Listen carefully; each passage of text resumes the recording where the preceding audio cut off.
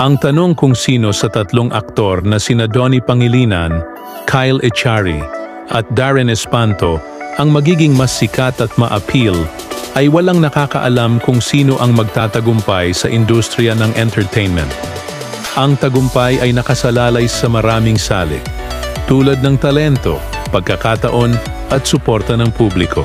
Ang bawat isa sa tatlong aktor ay may sariling natatanging talento at potensyal.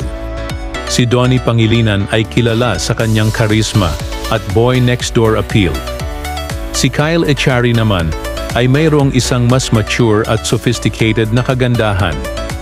Si Darren Espanto naman ay mayroong isang malakas na boses at isang nakakaenganyong presensya sa entablado.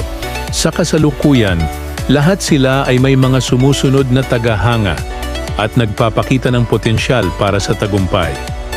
Ang kanilang hinaharap ay nakasalalay sa kanilang mga proyekto, ang kanilang pagganap, at ang kanilang kakayahang makipag-ugnayan sa kanilang mga tagahanga. Si Donnie Pangilinan ay may ongoing series na How to Spot a Red Flag with his screen partner Bel Mariano.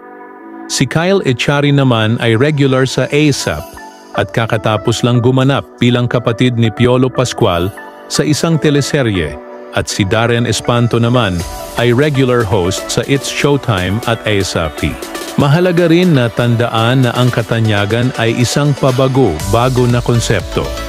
Ang mga artista na sikat ngayon ay maaaring hindi na sikat sa hinaharap.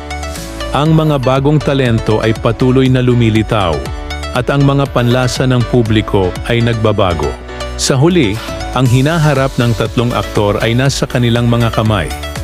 Ang kanilang tagumpay ay nakasalalay sa kanilang pagsusumikap, dedikasyon, at kakayahang umangkop sa mga pagbabago sa industriya.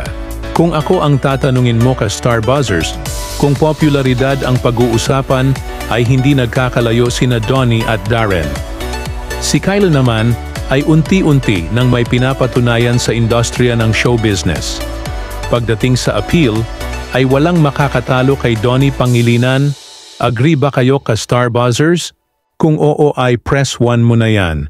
At pag hindi ay paki-comment na lang kung sino sa tingin mo ang pinaka-ma-appeal sa kanila. Yan muna ang ating showbiz update today. Abangan lagi ang ating updates by clicking the notifications bell. Thanks for watching ka Star Buzzers. Stay wonderful.